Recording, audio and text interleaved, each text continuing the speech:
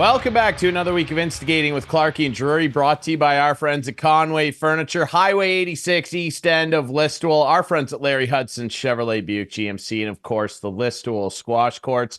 Ryan here with Clarkey, and we're very pleased to be joined by another esteemed guest. It's a very special guest, okay? Clarkey, you know, we talk a lot about winners on this show. We talk about winning a lot, and we've got a serial winner on the program, a great friend of the show, a favorite son of Listowel, Ontario, where we are situated. Ladies and gentlemen, this man locally, he needs no introduction. Caleb Warren's on the podcast. Caleb, how you doing, brother? Well, I'm a big fan, and I'm happy to be back. You guys are I'm a big fan of the show, for one, because you guys keep me up to date with all the local sports. So I was just telling these guys a little earlier, I'm surprised to be back. To be honest, I didn't expect myself to be in this situation, but it's been a whirlwind of a week, so I'm happy to be here.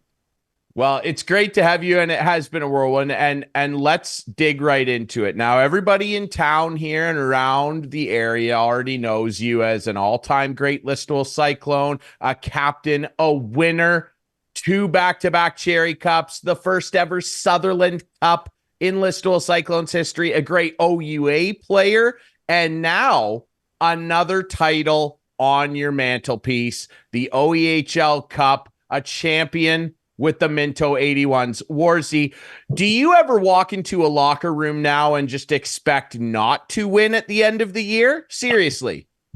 Well, I think I've been pretty blessed, honestly. The teams that I've played on, the coaches that I've had a chance to be under. But I will say, like, I've been so blessed with the kids that I've grown up playing hockey with. And to say, like, to do it all over again this recently, with some of the same guys that I did in the Sutherland Cup run, it's just something special. I'm a lucky kid.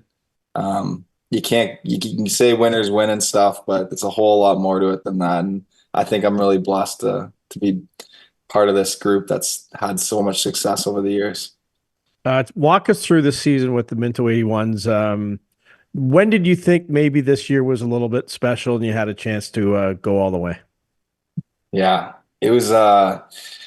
So I didn't know if I was going to be playing. I'm living down in Toronto right now. The last couple seasons, I'd come home from Queens as much as I could, playing the playoffs for them. And, you know, it just, as much as we had a lot of good players and we're trying to build something there, nothing seemed to work. And we're getting first round exits year after year. And there wasn't much anticipation into this year. But then I met with Fiske in the summer, who's our head coach, and Brian Nickel. And they kind of just let a lot of the players take the reins. Who do you want to be here?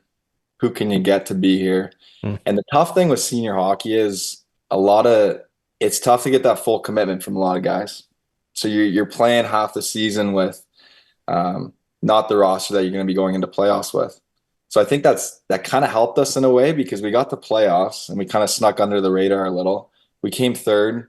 It was really like tight league in that sense. And then we finally had our full lineup. And when I say, like, this is one of the deepest teams I've ever played on, oh my gosh, like you look at the roster, we had a bunch of the Kitchener Dutchmen, a couple of Myers Sugar Kings, a couple Stratford Cullitons.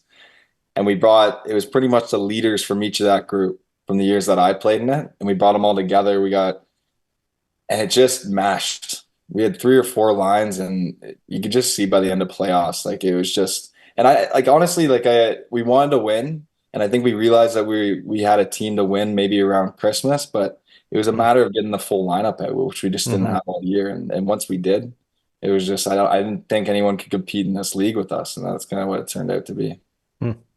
It's an incredible collection of guys that have won at so many different levels. And, you know, you mention it, it's kind of interesting for you to kind of reflect back to those junior days and now end up on the same bench as some of those Kitchener Dutchmen and Elmira Sugar Kings and Stratford Cullitons from back in the day. Like, what's that dynamic like for you? Because, I mean, these were guys that, you know, you were beating back in the day with those great Cyclones clubs, and now you're on the same bench, pulling on the same rope, trying to win a championship. That's got to be a really fun and interesting dynamic that really feels like it's something that's almost unique to hockey in a way sometimes, Caleb. Super unique. I think, for example, there's a player on our team, Adam Pollock, probably one of the most skilled players I ever played against in the GOJHL. We hated him, to be honest. Like playing with Brooksy, like and you could ask Kowalik. I'm pretty sure after we won, he just kept coming up to Blake and I, just saying, "You hated me. I know you guys hated me." And like it's a funny locker room dynamic, and I've had that all throughout the years. The difference between having a guy in the dressing room and being friends with him off the ice versus on the ice. There's so many, and it just, for those guys, a lot of them hadn't won anything. They had a lot of success in the regular season, especially the Dutchman players, but then when it came to playoffs, they didn't have the success that we had.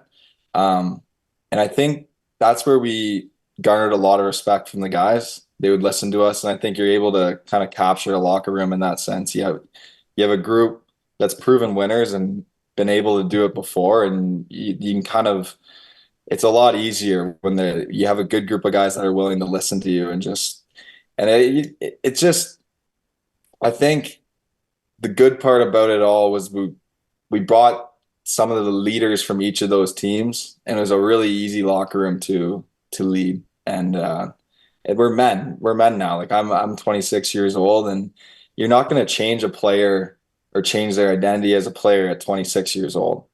So you learn to work with the guys, and you create a locker room culture that's about winning, but having fun and showing up on the weekends. We really look forward to it. Like it was something that we built, and it was awesome. In the same vein, you played against some of the guys you played with in Listowel, and one guy in particular, Holden Lancic, played in Seaforth. Now, I don't think he played in all the games, but what was it like going up against those guys? Yeah.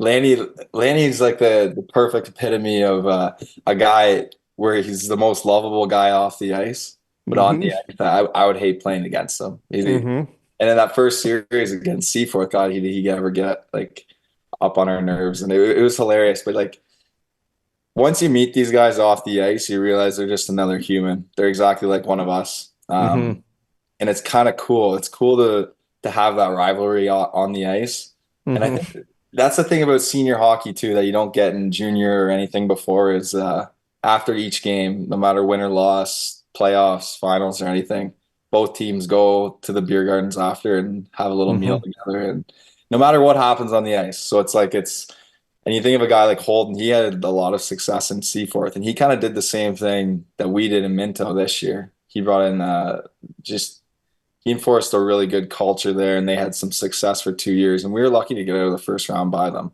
It's pretty unfortunate that we had to play them the first round, but once we got past them, it was a lot easier, I thought. You know, you reflect back on some of these times, and, you know, obviously, like Clarkey mentioned, yeah, that's the other side of the dynamic. Guys you used to be teammates with, now, you know, at least on the ice, they're the enemy. But that's always been a unique thing to me as well about hockey. You know, Caleb, you know, when you're in junior, you're kind of playing for one club, and that's all that matters. And yeah, they're guys that you don't know them as well at that time, and you kind of grow to hate them. And then, you know, now you mentioned it, that maturity comes in. You're all young men now who have grown up, and you're all leading adult lives, and that's kind of a special bond, right? And I feel like that in a way is also something that I find is very, maybe not unique, but certainly more common in hockey, is the amount of guys that, you know, off the ice years later, you end up developing a bond with. I mean, it seems to be like a really tight brotherhood, and that must be something special. It's special to win, of course, but that must be a special thing to be able to have those type of relationships with guys that maybe 6, 7, 8 years ago, you never would have thought you'd have. Yeah, it was the biggest thing I think about with senior hockey is you kind of realize, like, in the grand scheme of things, hockey isn't everything. And you look back to our mindsets when we won the Sutherland Cup, like we were all 19, 18, 20-year-old naive kids, and hockey was everything. It was our entire life. But then with senior, we have an entire life outside the game. So to do something special while still maintaining the balance of having kids and having to work far away. Like there was the guy on our team that was actually, he's been sober for six months now. So it's stuff like that you're 26 years old, you're able to cultivate a friendship, a bond with these players a lot deeper maybe than you would in junior. And I think it's special to be able to not practice the same amount, still play this high level of hockey and only see each other on weekends, but still be able to create that culture. I think that's the most special. That's the specialist part about the whole experience, the whole playoffs for us, is because in that short amount of time, you're able to bond with these guys, and now you create some lifelong friendships that maybe you wouldn't have from junior, right? It's like it's a lot different experience, but I'm really grateful for it. Like I'm really grateful that I chose to come back, and then we chose to recruit the players that we did, because I met some fantastic men. Like I seriously, I when I say like this is one of the coolest teams I've been a part of, it seriously was. It meant a lot to us to win that. You mentioned, hockey not being the be all and end all. Well, when you get to my age, it does become once again the be all and end all. And you just I live and breathe Maple Leafs hockey and playing hockey in the KHL Sunday mornings in Kurtzville with Keaton Willis and the boys. Tell him to keep his shots down, will you please? He keeps hitting me. We wanted Keith to. He's probably lighting up the KHL in Wallace, isn't he? He was supposed to play with us in Minto. Well, when he's shooting against me, he certainly is. That's for sure. And he hurts me all the time. Like I just go down. Like I'm old, man. And it hurts when he hits me. Clarkey, that guy can rip it. No kidding. Guy can rip it. Oh, I know. I've seen it firsthand, man. I've seen it firsthand. Hey, look give at me these a guys scouting report. here. Yeah, look at this. This is awesome. This is amazing. What a feeling, eh? It's incredible. Go ahead. If you're watching on YouTube. I was just going to say, like, KHL is a very unique group, and yet it's by invitation only. Yeah. And there's a guy who plays with you, Cole Pellet. You got to give me the scouting report on Cole. I do work with Cole. Is he eligible for KHL material, you think? We can't. He's got to play at least one more season in Minto and defend the crown. Then I'll let him go. The thing I love about Cole, he's seriously one of the most genuine, kind guys I've ever played with. And he's such a hard worker. God, he's one of those guys on the team that you're just rooting for. And the role that he bought into and played, I swear he was one of our most consistent scorers. And he didn't play the biggest minutes on our team at all. And he was one of the most consistent scorers, always had a smile on his face. Like, God, he's a teammate that the KHL would be lucky to have in a couple of years. Okay, good. We'll keep that in mind. We have our season finale is this Saturday at the Steve Kerr at 5:00. If you're looking for something to do, you should come check it out. It'll be good. It'll be real good. Right, I'm on the young guys team. It's young guys versus old guys. So Keaton will be on my team this week. And I'm the younger goalie. Yeah, I'm the younger goalie. So Matty McLeod's the older goalie.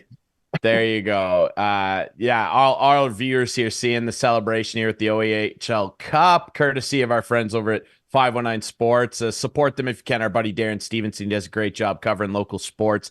And, Warzy, you mentioned how deep this team was, how much fun this group was. I look at this and it's just filled with a who's who of junior players that I've covered here in my career. Going down this list, I mean, you had Dan DeConning, and that guy's a legend. But you're looking down this list, Brendan Clayton, one of the hardest hitters I've ever seen. Blake Nickel. I mean, look at this forward group. Blair Bushert, Riley Cribben, Stephen Grant, Trent Verbeek, who scored one of the biggest goals in Cyclones history, Ryan Litt, yourself. I mean, look at this list. Clayton Holscher, who at the time when he retired as a Mount Forest Patriot, he had the all-time goals record for the Patriots, which of course was broken this year by Brody LeBlanc. But this is a seriously ridiculous. This looks and reads like a junior hockey Midwestern Ontario CKNX All-Star team. That's what this reads like, Caleb. Seriously. And if you look at our playoffs, we had, especially the forward group, you could have an off game, and there was about 9 go-to guys on our team. Guys who had played in every level that they played before were the go-to guy on their team, whether it was junior C, junior B, junior A, whatever it was. And you had that collection, you had that Mount Forest group that won together with Holscher and Lance and Cribben and Butcher. And they had success as a group, but they were all go-to guys in the league that they played in. Then you have the Dutchman, you have Jordan Delorier and Mark Williams. Like you said, Dan de Koning. Dan de Koning is one of the best goalies I've ever played with. And just the way it happened was Mark Williams was rolling and Mark Williams was our starter. To have those two in net, like I just don't know how you get beat with those two in net. I remember trying to score on Willie when he played for the Dutchman, and it was impossible. And then you have him and Kowalik, and then you have the Listowel guys. You have this collection from each area that were all proven winners in all their respective leagues and stuff. And you come together, and it created quite the team. It was seriously quite the team to be a part of. And by the sounds of it, to be honest, it sounds like a lot of the guys are coming back. And you have guys like Teddy Nickel and Chase Herford all messaging us. And so who knows what the future holds for the Minto 81s, but it's bright, I think. I would say so. One thing I'll say on that note, Tonka Ted would be a welcome addition on any team, and Chase Herford might be the most clutch breakaway scorer I've ever seen live. I mean, when Steve Sabrin and I used to see that guy get open space on a breakaway on the radio, I would always hold my breath because I knew something special was coming. Yeah. But I felt really bad for Chase because he was humming and hawing about doing it this year. He's doing chiropractic school down in Toronto. So I was going to just carpool with him back to the games. But Minto's his whole hometown. Palmerston's his hometown. So he was at a couple of games in the playoffs, and Darcy was giving him I think it was a little hard for him, and I hope it made him come around the corner about next year. But he is a great kid. Like he's a welcome addition to any team, especially at this level. Yeah, he's a special player. By the way, his sister, pretty damn good too. Yeah. Hello. Yes. Clarkey, go ahead. No, I was just going to change topics if I could talk about the Cyclones as they get ready for the finals. My buddy, who I also work with, Trent McClement, the GM of the team, says they're ready to go. What do you think? So I could give you guys that answer maybe in an hour or something. I'm going to help them out at practice tonight. I'm going to work with the centerman on draws, the way Brooks used to teach me. So I've been to one game, just the Caledon game, just the way my schedule was working, the first Caledon game. But this group, like when I tell you, like they remind me so much of the group that we had, the foundation of local boys leading the way, then the top end scoring talent.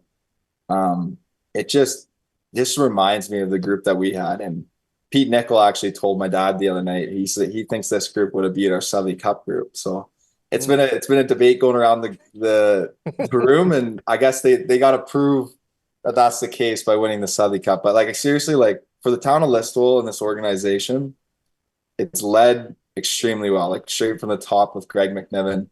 And I'm so happy that they're back to their winning ways, because it took a couple of years to get back to what we did for this town and stuff. But the kids that I know, the local boys, I really do believe in them. I think the depth that they have, everything, that it should all align. It's just against Stratford, you never know. Going into the Allman, like it's the biggest rivalry ever, and to play the Cherrey Cup against them, what an exciting series this is going to be.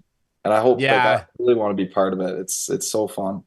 And Dave Williams, I mean, he just continued, of course, former Cyclone boss too. Like that guy's a legend. He just continuously rebuilds and restocks that club. It's going to be an amazing series. As always, remember, we'll have the full series for you available on CKNX AM 920, cknx.ca, every single game through the Cherrey Cup and hopefully a lengthy Sutherland Cup.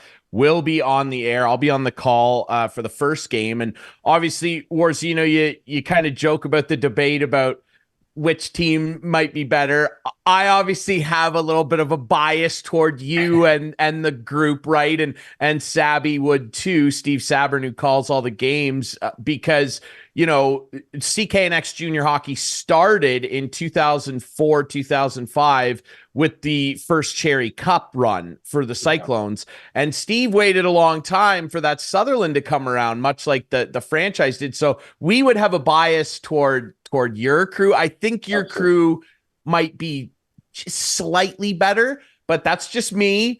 But yeah, talk about it, because you look, and that's what we talked about about a week into the season, Steve and I had a conversation and said, boy, this team looks real similar to that 2018 team. And you look at that depth up front, you've got your star scorers, the Burketts and the Uhrig brothers, of course. And then you look down at some of the role players, Captain Carter Coombs, a kid just absolutely punishes himself every night for that team. Brady Smith, you got the guys on the back end, Renault, he reminds me a lot of Keaton Willis, and two incredible goaltenders too. And by the way, Jesse Cole named head coach of the year in the Midwest Conference. Congratulations, Kohler, one of the best guys out there. And the two goaltenders, Dixon Grimes and Riley Arts, best team goals against average in the conference as well. And, I saw you at that Caledon playoff game, Warzy, and got to run into you and have a conversation. You'd mentioned you were helping out with the team.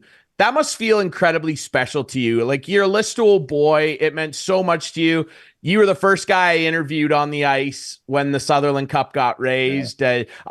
We were both in tears. I was so happy for you guys. And now, years later, to still have this level of connection with the team and be able to help maybe the next group of guys to bring that Sutherland home, like, that's got to feel incredibly special for you, man. Oh yeah, honestly, like, it's the thing is, like, I think what you look for when you look for a winning team, especially at this level, because I think especially junior B, because I find the competition so close, and the margin between the middle of the pack and the top of the pack, it could go either way. But the thing with this group is they've been coached so well. The local guys were coached by Brooksy back, I don't know how many years that would have been, but that's where the first coaching experience that Brooksy had after Guelph, and he coached them to an All-Ontario championship. But then they had, like, the couple years, a lot of them had a struggling start in Listowel, and they didn't have the success that everyone thought they would. So when you look for a winning team, it's like a team that has experienced that loss, similar to the way we experienced it when we won the Sutherland Cup. We had those first 3 or 4 rough years in Listowel before we actually started turning into what we should have been. And to have that leadership of the local guys that you can instill the culture and bring back good old Cyclone Listowel hockey, they do have that. And they have Holden Lansink and Luke Israel, who I think the world of. I think they've done an amazing job. And I'm rooting for them. I seriously, like, and then you have that top end scoring talent. Like, I honestly, I don't see many holes with this group. I just hope that they can withstand the pressure, because the barn's going to be packed and there's going to be a lot of pressure on them, and you just never know how a series is going to go. And it's whether they can handle that. And I think they got a great group, and it's a privilege to be a part of it, because it just brings back a lot of nostalgia and a lot of memories. And I'm just happy to be there and be anything I can for those guys if they need anything to lean on or need a word of advice or anything like that. That's why you're a leader, man. That's why you're a captain, a championship captain. You've done it again. I want to ask you finally about the Cyclones. It's interesting to me, you bring up Luke and Holden, who's been on the show a couple times as well. We love having Lanny on here, and I know you guys are both Red Wings fans, so we'll dig into that in a second too. Don't worry, because you and I have a little bit of a problem right now in the NHL standings, Caleb. But before we dig into that, you're around a bunch of guys, yourself included, that not only have won, but they continue to be involved in hockey in different roles than when they were playing junior. I think of a guy like Blair Butchert, who has GM experience in Junior C, and I know wants to get involved and continue, in his search to be an executive. And now you look at guys like Lanny and Israel, who are coaching, and Lanny cut his teeth in Junior C, won a title in Mitchell. Now he's back with the Cyclones. He's the all-time leading scorer. I mean, he's as legendary as it gets, another hometown kid. You spent a lot of time around him as a teammate and as a player, and what a player he was. Now you look at him coaching, like, what's maybe different about him as a coach as compared to a player? Because I remember that series against Hanover when he was in Mitchell. And, like, we knew him as a player, as a really intense guy. Like, he was always up, ready to go. never seemed nervous. And we saw him the night they won the cup in Hanover, and he was pacing up and down the hall. He was white as a ghost. And I joked with him and said, like, Lanny, what's the matter with you, man? Like, you've been in so many pressure playoff games. You're an all-time great player. What the hell's the matter with you? And he goes, guys, it's so much worse as a coach. Like, the poor kid was shuddering out there, but he cares so much. What's different about him as a coach as compared to when he was a player? Yeah, like, and to add to that, like, I think I've been so lucky, and I really have to put an emphasis on it with the kids that I've played with and the people they've turned out to be. And I think a lot of it's a byproduct of the way we were coached in Listowel, and the way we experienced junior hockey was a lot different than a lot of kids. I think we had a whole team, like, town rooting for us, but we had some great leadership with Brooksy right at the top, teaching us how to be young men. Because you look at Brady Anderson, he's head coach of the Hanover Barons. They might win this year, the Pollock, right? There's a reason why these guys are in the positions that they are. They're all leaders, and I may have had the C on my chest, but it was pretty easy being a captain of these teams, to be honest. Like, you have a guy like Holden who cares more about hockey than any kid in the room. And that's why he's pacing. He's someone who pours his heart into everything, and you can really see that. Same with Luke Israel, same with Jesse Cole, same with Brady Anderson. They're in the positions that they are because they care, and the kids respect them. And that's why they have such good teams on the ice. I honestly think they're such good leaders. They are. They've always been, and they continue to be great people that we really value our relationship with all you guys. It's just funny, from the broadcaster's seat, to run into you guys and still, it's like we were on the ice celebrating that win with you guys yesterday. Like, it never goes away. It's been special to kind of maintain a friendship with all you guys and have you on our podcast. And it's a lot of fun. Now let's get down to some serious business here, Caleb. Okay. Because like I mentioned, big Red Wings fan on the show here. Lanny's a big Wings fan. He was giving it to me the other night before the Caps dusted them. It's tight. As we record this, there's about 5 or 6 games left for my Caps. They're currently losing to Pittsburgh, which makes me so happy. Yeah, they're losing. My favorite team to lose to, by the way. It might go down to the wire here. If I won't ask you who you think's going to make it, because ultimately, they're two good young teams. They got bright futures. Are you, with that in mind, though, are you going to be disappointed if the Wings don't make it? Or are you still kind of in that mode where you're like, I see the rebuild and where it's going? Or are you going to feel a little shortchanged, if you will, by Stevie Y's plan here? I can't believe how close the wild card race is. I think it was Biznasi tweeted something about what a season this has been in every aspect. But, like, to be a franchise like the Wings, I think it'd be a disgrace not to have Patty Kane in the playoffs. Like, I don't know how good would that be for hockey to have Patty Kane in the playoffs again. Whoever they play, he's going to do something special. I will be honest with you. I'm looking at all the Detroit Red Wings stuff in my basement here in Listowel, but I have, like, I don't know if it was Mark Kennedy from all the years of him chirping me back in Listowel because he's the biggest Leafs fan, but living in Toronto, I don't know if I'm swinging the other way here, but I'm becoming yeah. Come on aboard the bandwagon, buddy. No worries. I am praying for some playoff success this year. And I've been to a couple of games, and I'm just you mentioned I'm still rooting for Detroit, but, like, ever since Lidstrom and Datsuk and them left, like, it just hasn't been the same. And I don't know if I bandwagon the Leafs. You can't say bandwagon them when they don't have success, but. No, but I'm rooting for the Caps. Thank you for that. I'll say this, Clarkey and I have had conversations on this show over the years, and I'm number one Caps guy. Like, it's never going away. It's never going away, ladies and gentlemen. That's a Stanley Cup, by the way. It's never going away. Awesome.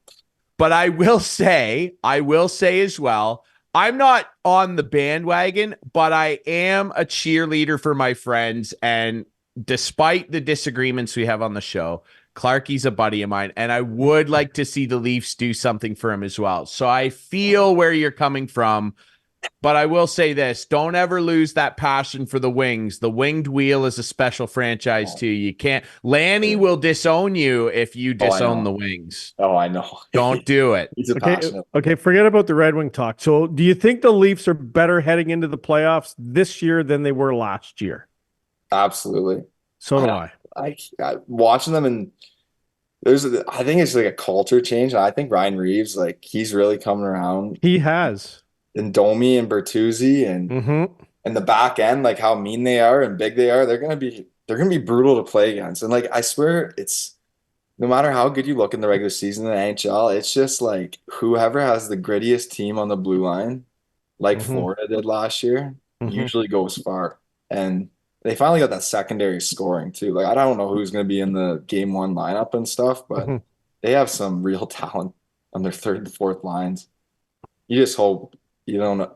You hope they handle the pressure though. God, those guys must be what they feel. I can't imagine. No doubt. Yeah. No doubt about that. Yeah, it's incredible stuff. I want to ask you as well quickly before we let you go, the guy who's at the center of it all, literally and figuratively, that Austin Matthews kid, pretty good player, like not a bad player, right? You set eyes on him live the other night, scored a goal. He's putting together like 2 back-to-back all-time heater seasons that, in my opinion, might go down as 2 of the greatest back-to-back seasons in terms of goal scoring ever. Like, I would certainly put it top 10, maybe even top 5. It's insane what this guy's been able to put down.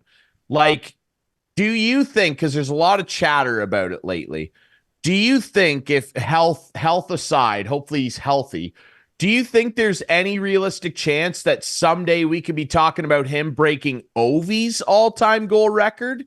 Similar to what Ovi's going to do to Gretzky here pretty soon? I don't think you want to hear it, but I think like him, like what marvels me every time I watch Austin Matthews is his sheer strength. And like, I know Ovi had it, but like if you watch him in the corner and his tenacity and ability to just knock guys over, like he's just superhuman in so many ways. And if he stays healthy, which I hope he does. You always hope a great player like him does. I think it's inevitable. I don't want to tell you as an Ovechkin fan, but I think it's inevitable at the way he scores and the things that he can do with the puck. It's so different than McDavid and stuff. He doesn't do it at those high speeds and stuff like that. But like, I have so much respect because I'm just in awe of every time he knocks guys off the puck and his strength, and like his forearms must be the size of my quads. I swear, like. It's just, it reminds me of a good old Minto 81 Wayne Williams. The way he's able to knock guys over in the corner sometimes. Yeah, he's something, man. It's incredible watching that guy fill the net. And it was incredible watching you win all those titles. Another one on there. You're going to be running out of fingers to throw. You're going to turn into Tom Brady pretty soon here, buddy. You're running out of knuckles. Southwestern Ontario. Yeah, it's unbelievable. Southwestern Ontario's Tom Brady. It's not a bad title. He's the one and only Caleb Warren Warzy. Congratulations on another one, brother. Clarkey, real quick. Official friend of the show now. Yeah. 100. He was already a friend of the show, but now it is because Clarkey said so. Yeah. Bookmark it, stamped, official friend of the show. Warzy, it's a pleasure, buddy. I hope I see you for some of this series. It's going to be a lot of fun. Again, all of the Cyclones games, you can catch them on CKNX Radio and CKNX.ca. Warzy, I'm looking forward to seeing you on Friday for everything to start. Thanks so much for being on the show, brother. Good luck to your Wings. Hey, thank you. Absolutely. Call me anytime, guys. This is awesome.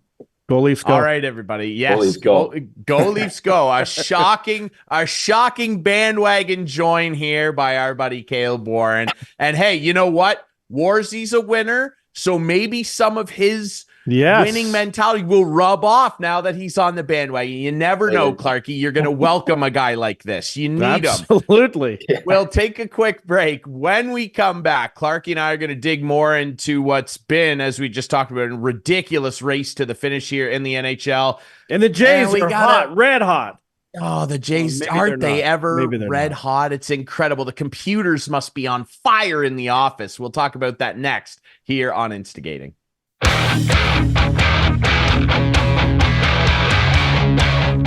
Welcome back to Instigating with Clarkey and Drury, brought to you by our friends, of course, at Conway Furniture, Highway 86, east end of Listowel. We're going to hear more from them later. Of course, the couch potato coming up later on. Our friends at Larry Hudson Chevrolet Buick GMC, Yes. where even though we're getting a last little nor'easter blast Doesn't of matter. winter, Doesn't matter. it doesn't matter because you know what, Clarkey? Just say it for me. You The say deals, it better.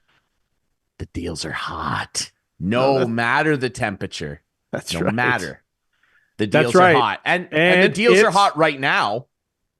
Hudson's Truck Month is on right now. And boy, do we have a selection of trucks, and we have some offers that we haven't seen in a long time, up to $6,500 off a cash purchase on some select half tons, and zero.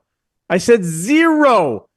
You know what zero is? Zero's like the amount of hits the Jays got on Monday night. Zero. No hits, but Yes. 0% financing. In this case, it's a good thing. Up to 60 months on select half tons. 0%. We haven't seen that in a long time either. But let's keep talking about zeros, because this team, this Blue Jay team right now is a bunch of zeros in my mind. I think they're right where they're going to be all year. I think they're going to be in last place all year. Like, I really do. Boston's off to a good start, and they were the only team I thought maybe they had a chance to beat. Yeah, see, I still think the Red Sox stink. It's another level of stink. The odor is still present, but I think it's a more severe odor. Like, I would compare it to, like, you know, when like a pie goes bad on your shelf and you're kind of like, oh, what's that? That's Pie never Blue goes bad on Jays. my shelf, by the way. No, I know. That's why I said, you know how, as if like it's a thing. It never happens here. Ladies and gentlemen, it doesn't go Exactly. bad on my shelf. Why do you think I wear black on this show so much? It's Exactly. very Yes. felt. It Yes. takes 10 pounds off. Keep thinking that. Yeah. We're going to have a conversation. That's the Blue Jays odor. And then there's like, you forgot to empty like the trash compactor and you went on vacation and came home, and that's the odor you come back home to. That's the Red Sox. So, I guess stranger things have happened. Like, the Red Sox struggled to beat the Oakland Athletics the other day. The Sacramento Athletics that we're going to call them. Hold on. Sorry. Yeah, we won't get into that yet. Now, I could not believe the insane thing, and this is so Jays. The occurrence we saw Monday night, they shock everybody and split an opening year series at the Trop. And in the two games they lost, they were junk. But they split. They hate that building. Yeah. They don't play well in that building. I believe they're 20-48 there over the last 6 years or something. It wasn't a bad start. No, we were all thinking, oh my gosh, Kevin Gausman looked on fire. Hello. Yeah, exactly. Monday they head to Houston, and this is so Jays. They go into Houston, who's 0-4 after getting skunked by the new look New York Yankees. Say that fast. And some guy, and I say this with respect. No, you're right, though. Never heard this guy. I watch a lot of ball. Yes. Some guy named Ronel Blanco. Yeah. No hits them. It's the most Blue Jays-y thing ever. And I said I was calling game 3 of the Guelph Storm first round series. They unfortunately got swept. Storm season over. We love the Storm. I said at the rink that night to my broadcast partner, Mark Perry, watch the Jays. This is what I said. Watch the Jays get shut out tonight. I said that, hand of God. I said that thinking it can't possibly be worse than that, right? But the Blue Jays, you know what they do deliver well? Not hits, crushing, soul-demeaning disappointment, because I sat there and called the game and thought, I'm going to open my phone and see that the Jays have lost 7-0, which they did again the other night, by the way. It was 9-0, I think, the other loss that they had. One hitter. But I thought, oh, I'll probably see a shutout, but they'll probably have got some hits, distracting stuff. Nope. The first notification on my phone when I looked post-game, the first no-hitter of the Major League Baseball season has been thrown in Houston by Ronel Blanco, a guy who, no joke, Clarkey, and I say this with respect again, was literally working at his cousin's car wash in 2018 and has been a suitcase around the world of baseball. Forget Major League Baseball. I wanted to set myself on fire. I was that. Don't go there. No, but I don't know why I get this angry, because we talked about this weeks ago with our friend Rob Longley. We knew this was coming, and I'm still upset. Why am I like this? Why do I allow myself to be victimized by this franchise and their computers? The computers. Let's talk about game 2 of that series. They're down 1-0. So now they're like danger of getting shut out back-to-back games. Down 1-0. Top of the 9th. First guy gets on, double play. Bichette hit into a double play, or Vladdy did one or the other. I can't remember. 2 strikes. And then Turner comes up and walks. Okay, good. Now we pinch run for Varsho. Good. Okay. Davis Schneider. Home run. 2-run shot. Backs against the wall with 2 out in the 9th. Perfect. Jays win 2-1. Guess what the computer said about the next day? Well, Davis Schneider shouldn't be playing this game. Let's not play him. Now, you got to be able to, as we've said all along, and we've said so many times, the computer doesn't know if a player's hot or not, or if a player just came off an incredible moment in the game before. How the heck does he not play the next game, start the next game, which they then get 1 hit against? I don't get it. I don't know. I want a manager who manages. And I don't know if it's John Schneider or if it's the upper management. It's not. I don't even feel. But Schneider, he must be the puppet, as we've said before, obeying the rules of the baseball gods above him. Must be.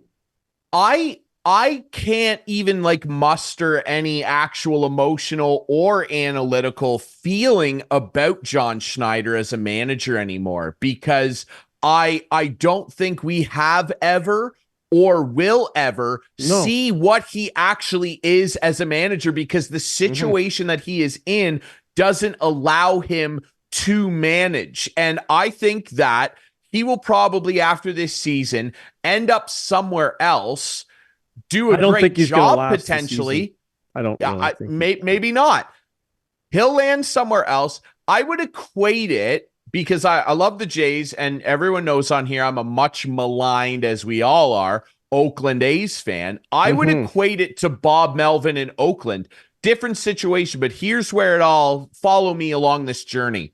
Bob Melvin had one of the best young groups of players I've ever seen assembled, because Billy Beane and his staff are incredible at finding talent. That's the one thing Oakland's always had. Sean Murphy. Let me run down this list of all-stars that are playing. You'll recognize every name if you're a ball fan, who aren't Oakland A's anymore. Sean Murphy, Matt Olson, Marcus Semien, Matt Chapman, Sean Manaea, Chris Bassett. I could go on. All were Oakland Athletics for a period of time. A lot of those were Jays too, and they're no longer here. Yes. And they wouldn't pay them. And the exodus began, and cheap boy John Fisher, we'll hear from him later, don't worry, let them go. So Bob Melvin never was afforded the opportunity to see out and succeed and potentially chase down a World Series with one of the best young groups of talent I've ever seen assembled, ever, anywhere.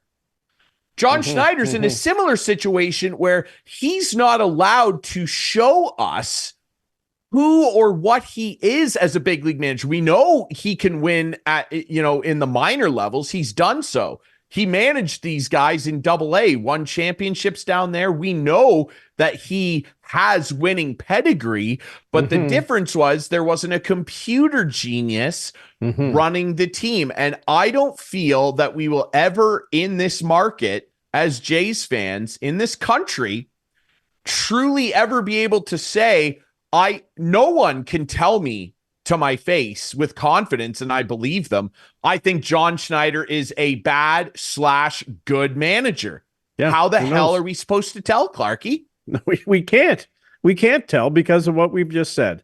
And unfortunately, he's just a guy who doesn't have the big league balls to stand up and do what he thinks is right. I honestly believe that. And I think if he had full reign of this team, and not had to worry about answering to anyone, and everyone does. But you know what? There's managers out there who don't. And if you watch Moneyball, you'll see it. What's the Oakland manager at the time?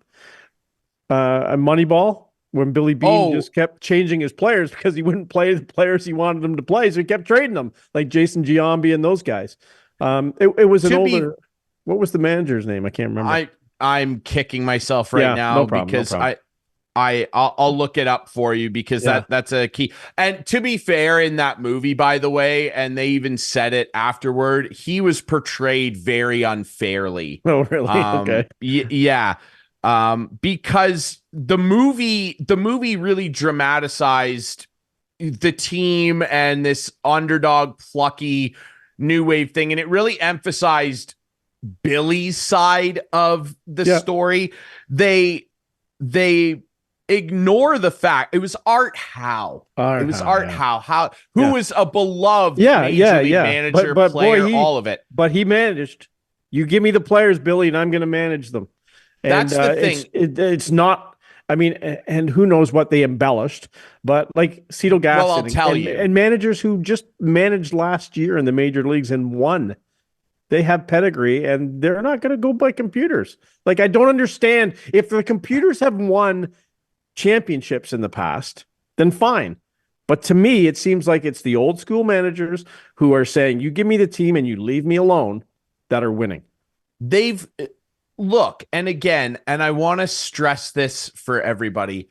I believe in the power of analytics. I do. Absolutely. However, I do not believe in that power of that information, which in baseball, we've said this many times, Clarkey, I maintain this. In baseball, it's more prevalent than any other sport because the whole sport relies on the 100%. Same thing happening over and over and over. A pitcher throws a ball across the plate and a man tries to hit it. Now, that said, I do not believe in that power lording over how a baseball team of human beings is run. Now, have computers greatly contributed to championships? Let Theo Epstein tell you. Yes, they did. And you see it in the little title card at the end of Moneyball. Theo Epstein took the job in Boston instead of Billy Beane. Remember, he was offered the biggest salary of all time for a GM at the time, chose not to leave Oakland. Theo Epstein took his philosophies, applied them. See that word there? Applied them. Yeah, exactly. To the Red Sox, ended the curse of the Bambino, and then he did it again in Chicago and ended that curse too. They can help you elevate aspects of players' games. Now, the thing with the Moneyball movie is that what they embellished was what Art Howe, who, by the way, I thought Philip Seymour Hoffman did a tremendous job, God rest his soul. But the way he was portrayed in the film, if you read the book and know about it, Art Howe, yes, is not fair because Art was not that dismissive of Billy. He was actually very receptive to what Billy was doing, but they needed a foil, right? Because it's a movie. Sure. They needed a foil for Billy to butt heads with, right? Art was a tremendous manager, and he and his family were actually vocally, you can read about it, very upset with the way he was portrayed. Also, the movie skirts, this is why I'd encourage anybody that liked the movie to read the book. The movie kind of skirts over the fact that like Pena was an all-star, They had Chavez, who was an all-star. They had 3 of the best pitchers in the league, Hudson, Mulder, and Barry Zito. The movie, you don't even see them in the movie. No, they're not part of it. They had literally 3 ace pitchers, but I love the movie. Okay. I love the movie too, and I just watched I it digress. recently. So anyway, I watch it once a month. I love it. So it's a great, I really do. It's one of those movies that for me, in terms of sports, which by the way, sometime soon, we're going to do a sports movie like playoff where Clarkey and I are going to make a list of 10. And this was an idea I had floating around. We're going to do a sports movie show. We're going to do it. And we're going to bring on a special guest for that, by the way. It's one of those movies for me now that has almost turned into like what Shawshank is, where like if you see it on TV, it doesn't matter how far into the movie it is. I can't turn the channel and I watch it to the end. I can't do it. I cannot turn Moneyball off or Shawshank Redemption. The greatest movie of all time, by the way. Now, I want to just say on the Davis Schneider thing as we rope back around into Jay's land. Remember when he debuted last season and he came in the first time any of us ever laid eyes on Davis Schneider, at least certainly for me, I'd never heard of him. I thought, wow, who's this cat in the cool glasses with the slick mustache? Yeah, that's what everyone Look at him. He looked sharp. Yeah. He looked like a ball player. He looked like he walked right out of 1974. And I thought, look at this old school looking cat. I wonder what he's going to do. Oh, home run. He debuted against the Boston Red Sox and across that 4-game series, toasted Fenway. He was the talk of baseball. He wasn't just talk of Jay's Nation. Everybody was talking about him. Very next series, benched for game 1. Computer. Benched for game 1. Computer. Oh, I can't do it. I just don't know how much more I can take. The start of the baseball season's been unbelievable. The storylines, we talked about the Ohtani thing last week. Yeah. He doesn't seem to care. He smokes his first homer as a Dodger. The fan wants to sell the ball for like $2 million. It's unbelievable. Maybe use it as leverage with a bookie. I'm just kidding. Don't do that. It's illegal in California. It's illegal. It's been incredible, but unfortunately for us that want good storylines with the Blue Jays, they're hard to find. Yeah. They're hard to find. And Vladdy, they're all negative. They're all negative. He smokes that monstrous home run to open the season. Yeah. 450 feet. What's going on? What's going on, Vlad? What's going on? Like, is that it? Is that the only home run we get for a couple weeks now? Is this guy a superstar or isn't he? Help me figure this out, because he's in danger of not being a Blue Jay. He is in danger of not being a Blue Jay. And they are whatever. And I'm not sad about that. They haven't won with him. How can we be sad? It keeps getting worse. I know it does. It keeps getting worse. I like and talk about worse.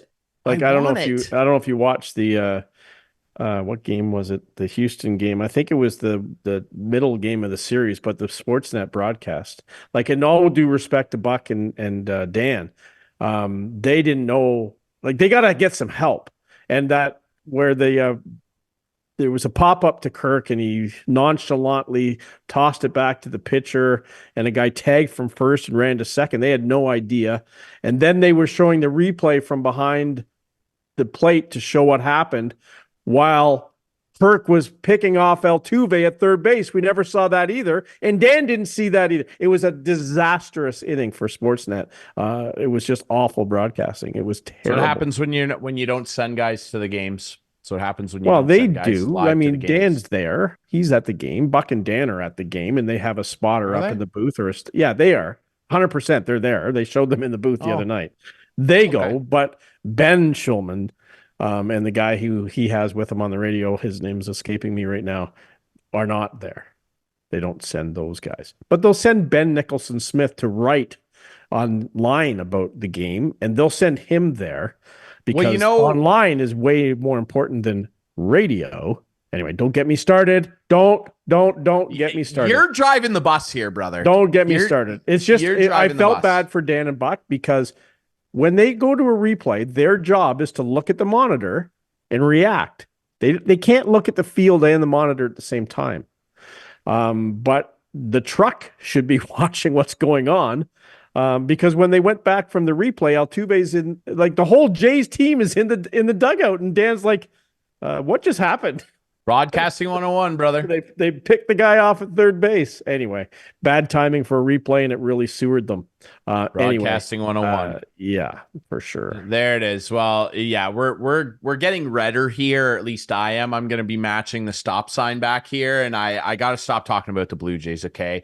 But guess what? Hold on, take a quick break. Okay, yes. Well, we haven't done rapid fire. Okay. You're prepared for ready? rapid fire. Well, Yeah, I'm just going to throw absolutely. some things. I have a few maybe quick questions to ask you. I love that you're committed. I love this. I am Yes. committed. Okay, did It's a the segment. Jays finish higher than fourth in the East, in the Eastern Division? God, I still think yes. I think they finished third. Wow. Okay. So John Schneider finished the season as the manager. I think if they finish third, you know your answer. Yeah, I think so. And he gets canned in the summer or the fall. Who makes the wild card in the East in the NHL? Caps? Wings. Haps and Wings. Caps and Wings. I think they'll both get in. So that means Tampa doesn't get in? Oh, that's true. Right. Yes. I'm all messed up with my math. Yeah. No, Tampa. Caps, Tampa. Caps. Sorry, Tampa. Warzy. Okay. Sorry, Warzy. And Tampa's winning again tonight. The Leafs might be a wild card team soon. I don't know. Austin 63. Where does he end? 71. Whoa, he makes it, eh? I predicted 72 on the show not about a month ago, so I'm going to be close. 71. Who wins the Masters? No, you don't have to answer that. We're going to get into that next week. That was my little tease for next week's show as we... I want to answer, but No, I'll leave it. I'll leave you it. You got to leave it. You have first pick That's a next tease. week. You got... Well, so it yes, doesn't really I matter. do. You have first Yes, pick. I do. Yep, for yes, sure. I do, sir. Who has Is that second it? pick? I think I do. You do. Yeah, You do. I have second pick. That's it for rapid fire this week. We didn't get the sound effect. Adam, where's the sound effect? Got to get a sound effect for rapid. We'll get a sound effect. You're throwing a lot at the producer's feet. Yeah, that's fine. In the moment. That's fine. I know. We'll get it because Adam's the best. We're gonna get it, okay? And we need a We're sponsor. Gonna take so if you want to sponsor the show, rapid fire. Come on. Yeah, we can change the name too to suit your business. We'll figure it out. So, hey, we're very flexible here. Unlike the Toronto Blue Jays brass, we're very flexible with how we do things on this show. That's right, ladies and gentlemen. Yeah, we don't worry about computers. No, we don't. When we come back, we're going to get a little more fired up, okay? Because I have something that I need to address here as part of our Couch Potato segment brought to you by Conway Furniture. That is next on Instigating.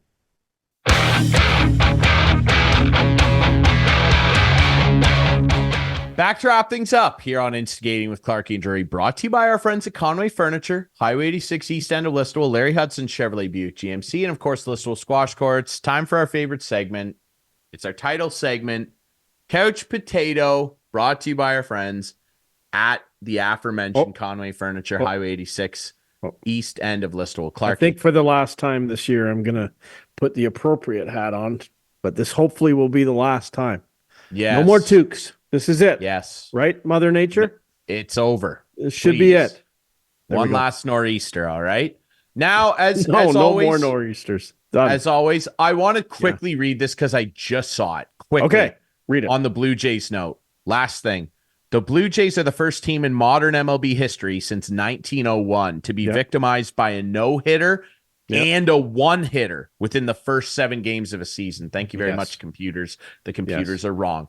Okay, you know what's not wrong? Our friends at Conway Furniture and Adam, lamps are in. We got lamps in. Dude, Conway Furniture, it's not, we call this segment Couch Potato, okay? It's not all about couches and love seats over there. They got all sorts of stuff in there. Flooring, different rugs, kitchen sets, and look at this. They got a mountain of lamps in there. The shipment is here. The shipment is here. Look at all this stuff, man. There's something for everybody there. You need a new lamp. Even though the lights might not be on in the Blue Jays front office, you can get a new lamp and turn the lights on in your house and have it look magnificent. You know what? Look at all of that showroom space. You're seeing all these lamps. That's a vast, massive room full of great stuff. Look at you get a peek at some of the sofas in there. You want one of those? Well, guess what? When you go in and you look at the price, HST and delivery, that's right, delivery included in the price. Thank you very much. Clarkey. And if you're wondering where Yes. Conway Furniture is, Adam? Conway Furniture, Highway 86, just east of Listowel. There we go. Thank you, Phil Main. You, Phil Main. And Clarkey, thank you for the heat you're about to give us here on your couch potato of the week. Well, heat is what you teed me up with, and I'm on a little heater about this guy because I really don't think he's much of a hockey player. I witnessed him in person when I went to the Leaf game. And he ran at one Leaf and knocked him from behind. He charged him. He left his feet, charged him, and then got in a fight with Ryan Reeves. And then against the New Jersey Devils on Wednesday night, there was a line brawl to start the game. And of course, the Rangers' Matt Rempe was in the middle of it and the instigator in all of it because he flies around with his elbows. And Adam, you can roll the viz, but like, look at these elbows he's hitting these guys with. Like he's a dirty he's a dirty player. I wouldn't even categorize him as a hockey. I don't think he's that good, Ryan. I don't think he can play hockey. This is all he can do from what I've seen so far. He can elbow guys. He can charge guys as he can fight. He didn't play, I think it was a healthy scratch the 4 games prior to Wednesday night. But of course, he's in the lineup against the Devils because they're expecting mayhem at the Garden. And they got it. McDermott and Rempe go at it. And the whole 5 skaters on the ice fought right off the top of the game. And I guess 8 players were suspended. 8 ejections. Got ejected from the game, and both teams had to play with four defensemen, I believe, because of that rule. If that rule that if you start a fight after a fight is already broken out, you get a game misconduct. Well, the fight happened 1 second into the game, so they lost it. There's the viz of it, and I don't know. It's the Rangers won. The Rangers did win. But here they are right off the top of the game. Refs come over, little chit chat, and there we go. Mayhem breaks out. That Hudson Rempe's River fight rivalry didn't even start first. It was this other one right at the bottom of the screen that broke out first. But they all teed up. And I just don't think he's that good of a hockey player. Well, there you go. Yeah, do you think he's good? Like, do you think he can play hockey? I don't know, Clarkey. I just haven't seen enough of him do anything other than this stuff, so I don't know. I will say that's what a lot of people said about Tom Wilson back in the day.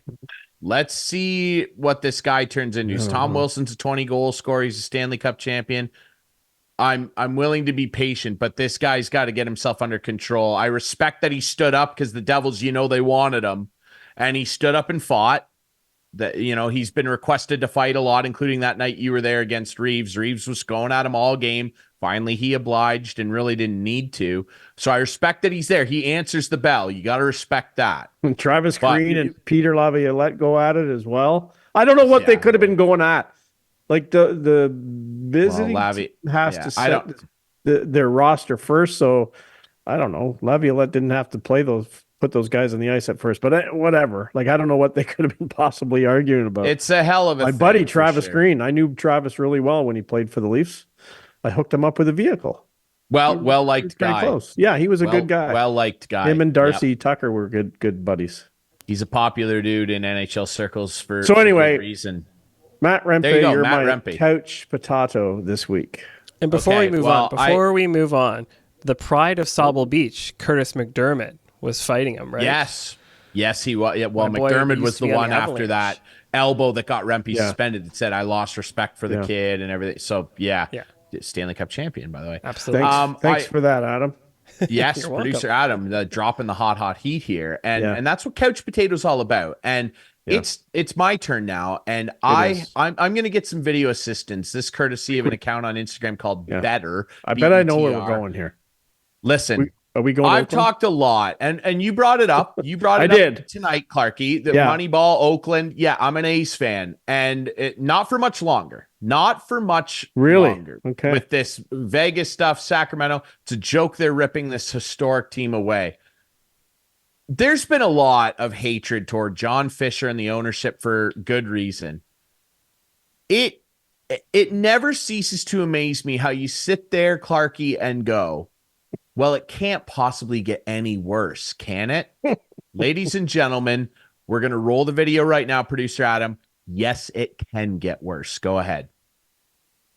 Drama going on right now, so buckle up and listen. Here's a little background on what's happening with the A's recently so you understand what's going on. The A's owner is moving the A's from Oakland to Las Vegas because the city of Oakland will not pay for their new stadium. He's really cheap. He doesn't want to pay for it himself. And because of that, A's fans are pissed off at him. They want him to sell the team. But yeah, now let's get into the drama that happened recently. It all starts with this man, Drury Ruiz. He got sent down to the minors yesterday in kind of a shocking move. As a rookie last year, Ruiz led the AL in steals and was by far the A's best hitter so far this year. You'd think someone who went crazy their rookie year last year and is dominating already this year would stay up in the majors, right? Wrong, because it seemed like the A's didn't even want him on the opening day roster. And to pair with that, the A's' weird antics this season continue with Brent Rooker, the A's' lone all-star last year. He's been riding the bench this entire season, but there's a very good theory on why Drury Ruiz got sent down and Brent Rooker has not been playing. This was tweeted out by Last Bar, an Oakland A's fan apparel company who organized the protest for selling the team and everything last year with the A's. These are pictures of Drury Ruiz and Brent Rooker rocking their merch, Last Bar bracelets. If you look at Last Bar's website, it's very obvious they're against the A's ownership group right now, with boycott merch, the exact shirt everyone was wearing to the reverse boycott last year, where A's fans packed the Oakland Coliseum to protest their owner. They even sell shirts that say Fisher out. That's their owner. So when the A's lone all-star last year and their best player this year were either benched or sent down to the minors, it really makes you think about how an organization the Oakland A's really are. Just for wearing bracelets of a brand that helped protest, these two ball players are getting absolutely screwed over by the organization. And you know what? Because of that, I might buy one of these shirts. The A's really are the worst run organization in sports. I can't. Thank you very much to our friends over at Better and for producer Adam for rolling that. I don't know what else to say. I can't. Crazy stuff. We don't have time. That is crazy. We don't stuff. have time, and I can't. No. I cannot blow my top off here. But this is the level of disgusting hypocrisy, indignity, and intolerance. Whatever other verbiage you want to throw at it. If you can watch something like that, and those two guys, by the way, Drury Ruiz led the league, yes, as mentioned in steals last year. To start the season before he was sent down midweek this week, he was hitting over 400. When did they spot the Can't bracelet? have him. When did they spot that? Spring training. So, but they kept him on the team until this week. So why? I don't know. And Brent Rooker, who was really one of the only bright spots about these, along with Ruiz last year. Incredible that they're doing this. And if anybody out there is sitting there still and going, yeah, they should move the A's, no one cares about them there. The fans care. This guy, the Silver Spoon Gap baby, John Fisher, is being absolutely enabled by the worst group of owners in professional sports. As we've said it all Rob along. Manfred. They are allowing this indignity to happen, and it gets even worse because now they're screwing over players that just want to have a major league career. It's not fair. My Couch Potato, the entire Oakland A's organization that are behind this. Yeah, we've talked about it many times, how owners hold cities hostage and fans hostage. And if they don't get their way, they say, we're going to move. And like, what a storied franchise, been around so long. The second most World Series ever. Yeah, and the Jays had some great series with them in the 80s, late or 90s. Like the 90s, Robbie Alomar hitting the home run against Eckersley. Like, great Canseco memories. triple deck. Yeah, Canseco, the ball hitting his head and going over the fence. Yeah. Like, And the pitchers, like I was in rotisserie baseball leagues back in the mid 80s, and we would always pick Oakland pitchers because of the vast foul territory there. It seemed like the pitchers there were always good, like Dave It's Stewart, a pitcher's park. for sure. There's so much foul territory, and they mounds the bullpen mounds right in like the fields, players tripping over them. But it just goes to show that the owners just hold the cities hostage. Could happen to the Toronto Maple Leafs one day. You never know. Let's hope not, man. Let's hope not. We but can't. Like now, and I have one other question for you. Like there was 3,500 or so at the opener, but I heard, and I didn't see this viz, there was like 30,000 people outside the stadium.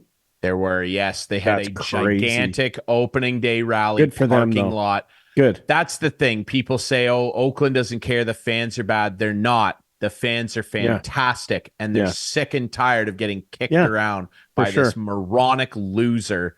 I just, John Fisher, you are the worst in terms of sports franchises. You're the worst human being going, and it makes me sick. Anyway, all right, I can't do it anymore. I've got to move back into a positive light here, and part of that is, and they're going to play in Sacramento too. By the way, we think. I don't even care. I can't. The next 3 years, they're going to play in Sacramento. You know what? Thing is done. For the next 3 years, it won't matter because we'll be here on this show to kick them in the teeth every step of the way, and deservedly so. And you can join us in doing that Friday nights at 8. Yes. Sunday nights at 9 with our friends on Whiteman TV. That's channel 6 for Whiteman subscribers. We debut on our YouTube channel Friday nights at 9. Follow us on our social media at Instigating Pod, and you can find the podcast version on all your favorite podcast apps. Thanks to our buddy Caleb Warren. Winners win. He's done it again. Congrats to the Minto 81s on the OEHL Cup. And hopefully we'll be saying the same thing about Warzy's Listowel Cyclones in a few weeks' time. Clarkey, what a great show, brother. This was a fun one. Despite the negativity at the end, we have fun here. All right, that's what Instigating is all about. And we'll be back next week with more for you.